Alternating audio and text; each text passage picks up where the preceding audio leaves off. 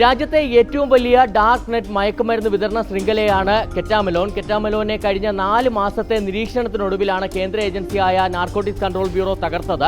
ഇതിന്റെ മുഖ്യ സൂത്രധാരനായ മൂവാറ്റുപുഴ സ്വദേശി എഡിസനെ അറസ്റ്റ് ചെയ്തിട്ടുണ്ട്. ഇയാൾ ഓരോ മാസവും കോടികളാണ് ലഹരി ഇടപാടുകളിലൂടെ സമ്പാദിച്ചത്. പ്രധാനമായും UK-യിൽ നിന്നും LSD സ്റ്റാമ്പ് അടക്കം കേരളത്തിലേക്ക് എത്തിക്കുന്നു. അതിനുശേഷം 5 സംസ്ഥാനങ്ങളിലായിട്ടുള്ള വിതരണ ശൃംഖലയിലൂടെയാണ് രാജ്യത്തുടനീളം വിൽപ്പന നടത്തിയിരുന്നത്.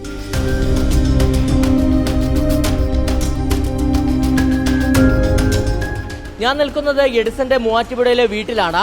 ഈ വീട്ടിലാണ് എഡിസൺ കുടുംബത്തോടൊപ്പം താമസിച്ചിരുന്നത്. സാമ്പത്തികപരമായി നല്ല നിലയിലാണ് കുടുംബം. എന്തായാലും വീട് ഇപ്പോൾ പൂട്ടിക്കിടക്കുന്ന നിലയിലാണ് നമുക്ക് കാണാൻ കഴിയുന്നത്. എഡിസന്റെ വീട് ഇവിടെ ആയിരുന്നെങ്കിൽ പോലും എഡിസൺ കഴിഞ്ഞ കുറെ കാലമായി ബംഗളൂരു കേന്ദ്രീകരിച്ച് പ്രവർത്തിക്കുകയായിരുന്നു എന്നുള്ളതാണ് NCBയുടെ കണ്ടെത്തൽ. പ്രധാനമായും എഡിസൺ എഞ്ചിനീയറിംഗ് ബിരുദധാരിയാണ്, എഞ്ചിനീയറായിരുന്നു. അങ്ങനെ അമേരിക്കയിലടക്കം ജോലി ചെയ്തിട്ടുണ്ട്. 6 വർഷങ്ങൾക്ക് മുൻപാണ് നാട്ടിലെത്തുന്നത്. അതിനുശേഷം കഴിഞ്ഞ 3 വർഷത്തോളമായി സജീവ ലഹരി ഇടപാടുകാരനായിരുന്നു എന്നാണ് NCBയുടെ കണ്ടെത്തൽ.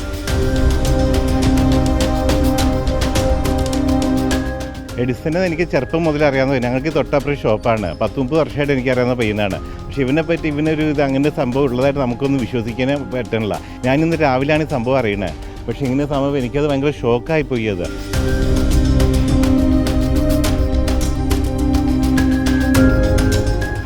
വലിയ ലഹരി ഇടപാടുകാരനാണെന്ന് തോന്നിപ്പിക്കാത്ത വിധത്തിലായിരുന്നു എഡിസന്റെ നാട്ടിലെ പെരുമാറ്റം. അതുകൊണ്ട് തന്നെ നാട്ടുകാർക്കോ വീട്ടുകാർക്കോ ആർക്കും തന്നെ സംശയമുണ്ടായിരുന്നില്ല. വലിയ ഞെട്ടലോടുകൂടിയാണ് എഡിസനെ അറസ്റ്റ് ചെയ്ത വിവരം അവർ കേൾക്കുകയും ചെയ്തിരുന്നത്. എന്തായാലും എഡിസൺ ചെറുപ്പകാലം മുതൽ തന്നെ ലഹരി ഉപയോഗിക്കുന്ന ആളായിരുന്നു എന്നുള്ള വിവരമാണ് NCBക്ക് ലഭിച്ചിരിക്കുന്നത്. കൂടുതൽ അന്വേഷണങ്ങളുടെ ഭാഗമായി എഡിസനെ വീണ്ടും കസ്റ്റഡിയിൽ വാങ്ങി ചോദ്യം ചെയ്യാനുള്ള നീക്കത്തിലാണ് NCB ഉള്ളത്.